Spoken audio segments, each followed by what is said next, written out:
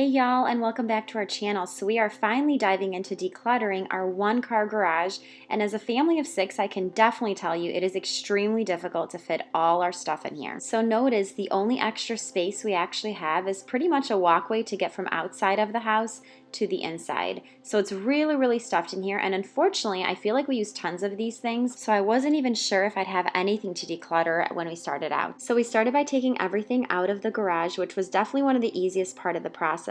Then we went ahead and decided that we wanted to actually patch up the whole garage, and not only patch it up but also seal it, because it's the original wallpaper from the 1950s house. We thought sealing it would actually make the drywall a lot more sturdy. So it definitely added a lot more to our process. Then we could actually put new hooks in and try to lift as many things as possible up on the ceiling. Initially I wanted to declutter as we were taking things outside, but the issue is it started raining, and so we rushed to get a tarp to cover as much of the things that we can. It's at that point that I decided that I would just declutter as we bring things back in once we finish patching up the garage. We covered as much as we could under this massive tarp, but some of the things we just left out because we simply did not have enough space. And then there was other things that we were going to throw out, like these 2 boxes of hardwood floors that we don't need anymore.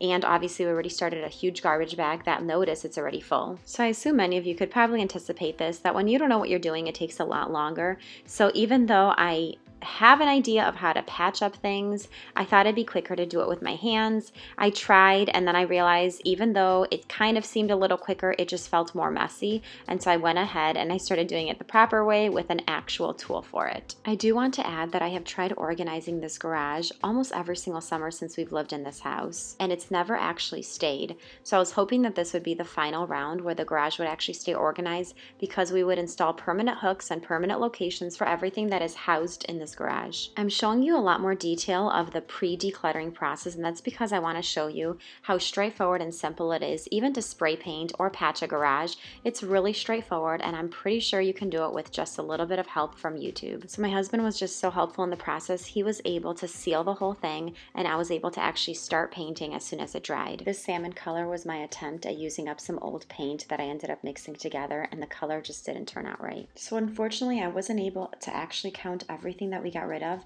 because a lot of things that ended up being garbage, we just tossed them straight into the garbage without even doing a head count. But there are a few things that I was able to get a count for. Take a look at the shelving that we had before. It was just plywood, and then just spraying it white, what a difference it made. I was originally using those round Dollar Tree bins, but since I was able to actually get the ones from Target, I started regrouping and just gaining a lot more space in these bins. I will definitely have to add sturdy labels to it, but for now, since this already took over one day to finish, the main focus of our second day was to make sure we bring in as many things as we can from out on the driveway. I really contemplated getting rid of this table on the right side, but I really struggle with the lack of work surface in the garage, so I ended up deciding to keep it, and hopefully in the long term we'll just have a little bit more garage space to be able to do a lot more DIY projects. If we had more time, I would have even loved to seal the floor with one of those garage floor kits. But in the meantime, we actually ended up putting our house up on the market, so it's definitely not a project that we can do. I love the fact that we added an additional shelf right underneath the window. It really maximized more of our space. And look at what a difference it can make with just some white paint. Definitely wanted to show you what it looked like before with all the mismatched bins and everything just put in there with barely a walkway to get through. And here's what it looks like after, but you need to imagine it without the actual couch, because that would really add a lot of space. Unfortunately, we don't have enough space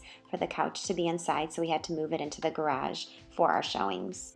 And then the kids' bikes will actually go up on this wall, so that'll also empty out this whole middle section. I still have things on this side that actually don't belong here, things that I have to take to the donation center, things that I have to throw out, and even these beach chairs that actually live in the car during the summer but live in the shed during the winter, so those don't even belong there. I am really excited to finish it more, but for now this will totally do. And here it is, 6 months later, we have officially reached our goal of donating or throwing out over 2021 items. Let me know if you want me to continue with this decluttering series. Otherwise, I will see you next week, and don't forget to hit like and subscribe, as we totally appreciate your support.